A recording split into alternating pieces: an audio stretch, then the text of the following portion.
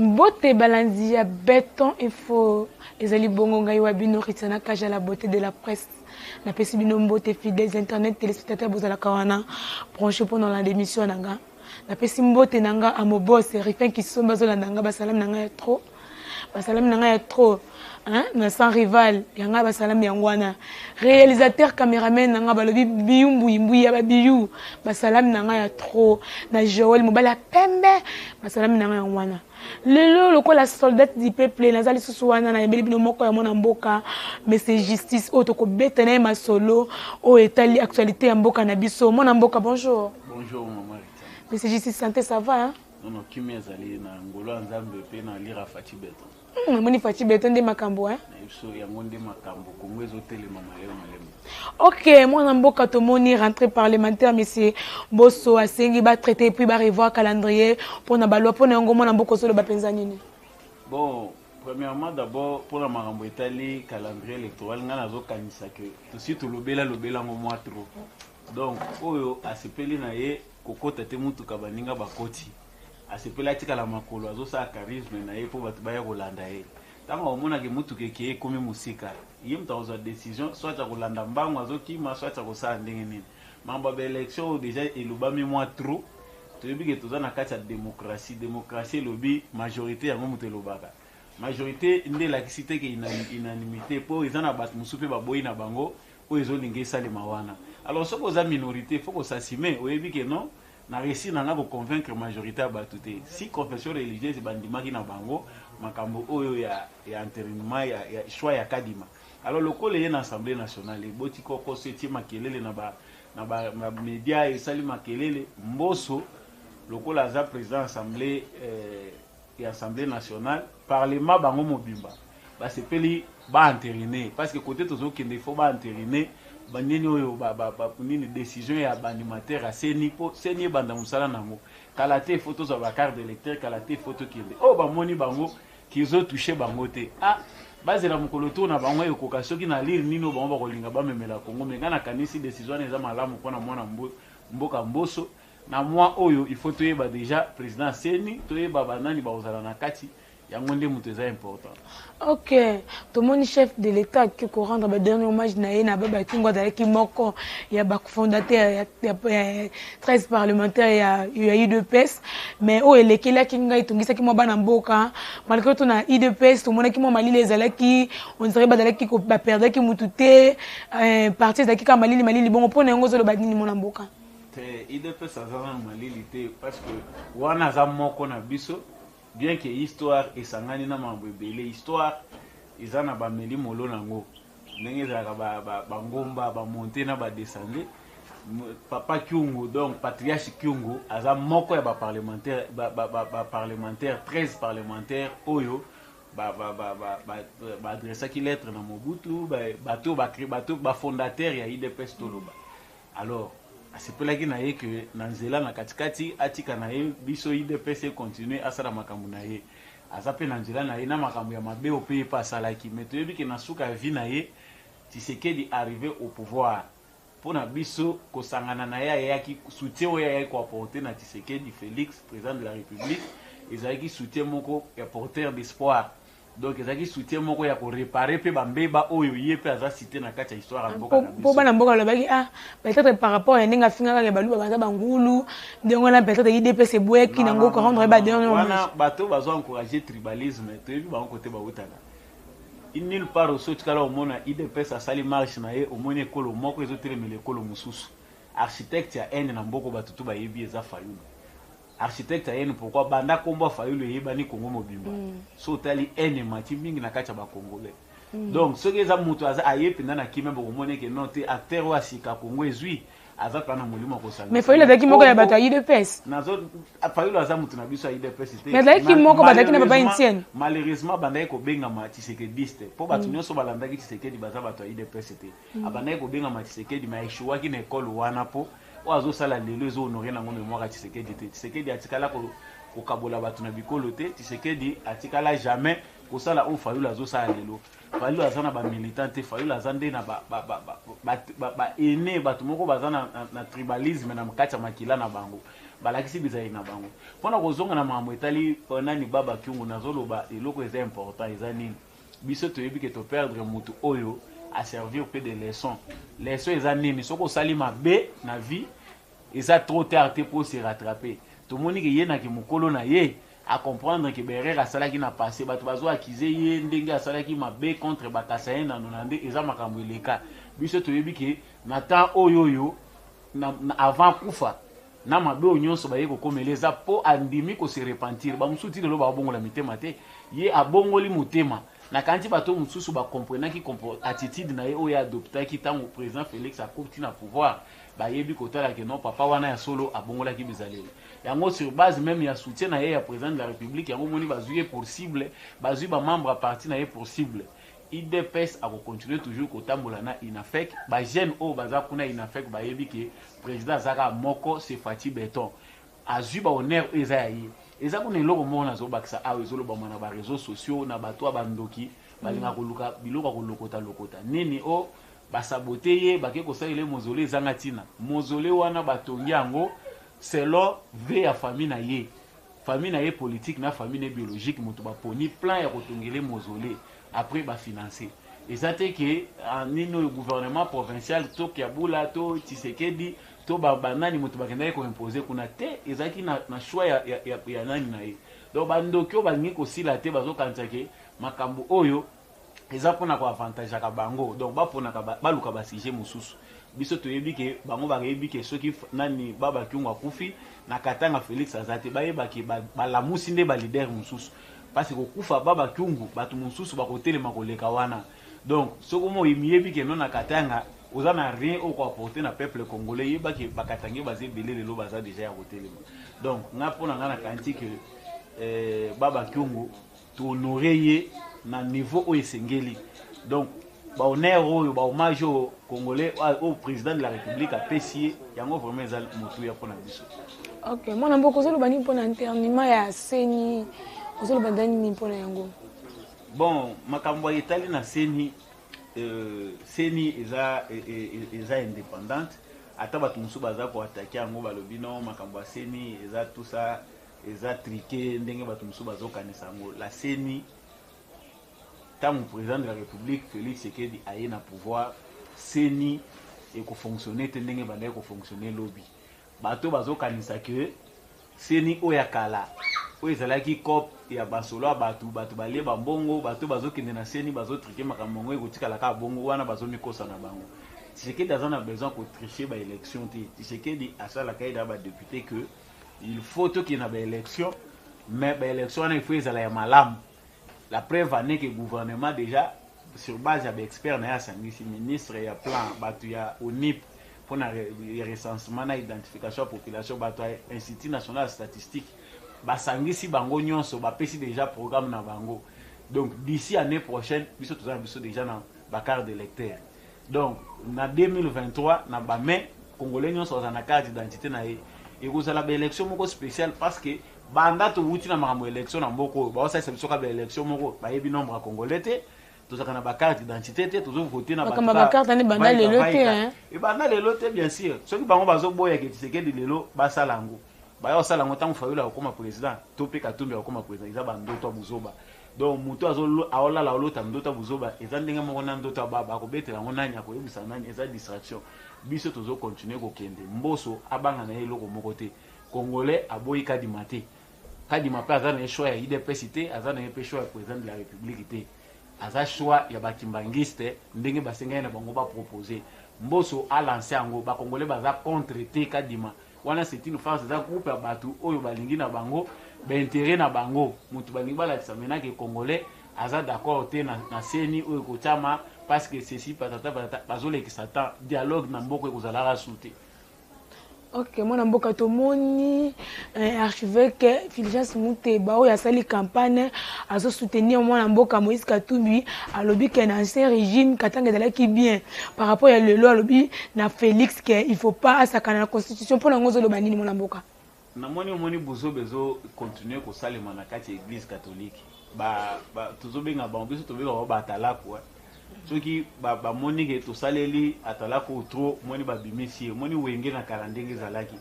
donc ya koutilisaka différentes talaku wana donc soki animateur bamonika comme aussi là bakeluka talaku mosusu pour renforcer équipe etambola bien biloko ya mbongo azosala donc makambo kokufa ya archevêque oyo azalaki na Katanga bazwi baremplacer archevêque ya sika oyo batie na Lubumbashi kutu naloba donc bango mpona bango soki chaque cérémonie oyo bango baza devant président de la république eza lokola lié na bango ya korendre bacompte il faut bayeba ke président de la république aza moninga na bango te wana eza ekomi déjà bêtise ekomi koexagere nga na komo comprendre ke bamese mosusu ekomi inutile tobengaka kaka chaque fois tokendaka na bato ya catholique baya koprésident bamese wana baréalité ya mboka na biso lelo déjà échangé eloko moko ezolakisa te ke catholique nde église majoritaire na Congo lelo soki orecensé Congo eza na majorité bajeune faut tuna bajeune wana bakendaka na baéglise ya catholique to bakendaka na baéglise ya réveil to bakendaka na baéglise mosusu catholique oyo akala oyo bayebi wana eza bongo te ya lelo oyo etikali koki vide oyo kaka bazoloba na baporte ya bato mosusu mbwa asa kufa na ye me kombo etikala kaka chez méchant ce n'est pas ça archevêque wana azo se permettre na kati ya umeli makambo etali ya liwa ya nani ya baba Kyungu kokende koattaquer président de la république directement parce que tu as vu que message wana yazo adresser ngo na président ke kosakana na constitution te ya loba kango penza bebiso toyoka kiango tebi ya na zoloba kosakana na constitution te nani asakani na constitution est-ce que Félix Tshisekedi depuis ayé na pouvoir asa violer constitution babenga dictateur place nini oyo Félix Tshisekedi asi a modifier loko contraire na loi eza na pas mon côté c'est-à-dire à répéter ne kaka ba propos ya la muka eza na ngona fondement te à répéter ka ba propos ya mbongo c'est-à-dire lokwa baza batalaku tomoni show la bimi esili ambongo abimi abini siko bamoni ke no occasion kokisami to bima lisusu na media baitindi lisusu mutu na bango eloko nge pesinga pasi mingi eza ya kolobela Katumbi donc tozo comprendre ke na mboko bazo biso nyonso ndire batu mitu esalaka te biso nyonso ndenge toza boye toza ba amnésique na ba ignorant po ba propos na ye kaka mutu aza na amnésie na mutu aza ignorant nde mutu akoyambango po mutu ayebi mboko bien Katumbi fait partie ya ba criminel d'état bato ba piller mboka na biso sur le plan économique ye moko na interview na Jeune Afrique Katumbi azo reconnaître alobi justice ya malamu ekendaka na pardon nanu kutu osali repentance te ya koyoloba nanu yo moko mabe na yo osali ndenge bopiyaki mboka parce ngata on atalaka Katumbi natal namonaka ndenge moko na Kabila pourquoi parce que na soki 8 ans oyo Katumbi alekisi comme gouverneur ya Katanga ba piller na Kabila azaki pe na ba réserve na ye na ba mine na ye abotoli biloko bato abomisi bato na Katanga ye archevêque kwa komi lelo archevêque makamwana ya monaki yangote donc ya monaki pe Katumbi asangisi bato Katumbi a étouffé ba liberté bato musu bazali na droit ya koloba te muyambo lelo ba komi peut-être komeka koyoka na Katumbi muyambo azaki na tente ya kotia makolo na ye na kofongola mongongo na ye devant Katumbi pourquoi parce que ameka ka koze koloba ba vérité ezoleka na Katanga mais ya zoloba ke Moïse Katumbi asangisaki bakatange Katanga ezalaki unité Katanga bazalaki kokosa semblant ya unité parce que batikaki mutu na mutu apiye ndenga lingi lelo lokwa Félix Tshisekedi a comme président de la République et loko bango bazobanga eza parce que ba comprendre que ba intérêt na bango ekomi menacé ba cop na bango ekufi mutu na mutu amesana da kolia na coin na ye lelo Tshisekedi alobi tozongisa ba intérêt nyonso pour na peuple congolais oza besoin olia sala musala na yo nde okolela wana yango moni bango bazoluka ba se défendre to evi déjà na camp oyo azo appartenir quand na yeza quand ba Katumbi na quand fa il faut ba lo bango ouvertement lokola bango ba komonza président de la République comme cible mais biso yebi Katumbi a soutenir union sacrée a soutenir nini abimana ya za hypocrite maman parce que koloba ke nazo soutenir union sacrée balakisa ngo na misala na kati ya union sacrée okozala te en même temps opposant critique baboyite même biso na IDPS to critiquaka bato baza na entourage ya président bato baza na gouvernement pour na koaider à avancer mais oyo to moni na Bakatumbi na banini eza hypocrisie porte ya union sacrée eza ya kofungwama batie mutu klakate ba menasaki balobi ke bakobima abima na bango comme ça to yebi tozana nani te mutu azana biso te kana bisaka kende na comme ça to yebi yo déjà ouvertement que oza adversaire olia ko banda ko distraire biso yango elonga na kolobeza ke président de la République aza joué te ba conseiller à président protocole d'état avant ya kokende kovandisa président na kati ya manifestation moko songolo pakala il faut boye bainterlocuteur ni bazoya baintention na bango eza nini président jamais akozalaka exposé na babuzo banyonso o 40e fois depuis que Tshisekedi aza président o azozalaka ka face ya bato oyo bazoyaka mpona koatakaka président de la république et puis directement na public biloko Tshisekedi aza na tante akende kokanga bato kokende kotia bango na prison mais il faut éviter la critique à Bouzoba parce que oyo ezande ko sakana na chef de l'état et il ne mérite pas ça. Bato bazana katanga na kanti bazana mato ita komona lelo. Soki lelo yi chef aki na katanga ndenge déjà yi chef aki na Lualaba à découvrir ba millions oyo Richard Muyej a dépensé sans qu'on paie sa vérité. Soki lelo yi chef aki ma colonel na katanga abana ko sa bilan ya makambu Katumbi na ya gestion ya Katumbi na katanga. Bato ba olobeza acharnement. Biso tozana tawala te mayango na lobi makambo l'église catholique déjà aussi to lobi yango to lobi yango mingi na pema et désormais église nyonso ezana droit ba inviter yango pe ba sala pe kiliti na makambo matanga mutu songolo pakalezaka ba catholique te to kokena réveil to kokena ba protestant to kokende partout to ko benga même pe ba kimbangiste pour Congo eza laïque. Donc veto wana o bango bazoluka wana oyo batia ngwe koma cop na bango baye bango ke temps wana déjà révolu archevêque wana asali kaka ko justifier bambongo muke o bazofutela bango bazotongela bango na ba église loka batongeli bango église na Kashobo bakenda ko akende soka za archevêque ya Kashobo soki ya za ya Lubumbashi to yebi pété. Donc pour en plus c'est important de yango wana l'essentiel est que le président de la République il faut la respecter de tous les Congolais. Zate au moni président ambongo na Kisasa alobi yango bato ba lobby o tozolo baba alobi même clairement ndenge zabwe na ba élection zo ya tozolo ka ba alternance ba chole bazoloba aye na kati en pleine manifestation azo attaquer directement président de la République na mboka nini ba koyebi so biloko wana mais ba yeba ngo tozala ba ngolisi likolo ali su côté biso tozo kende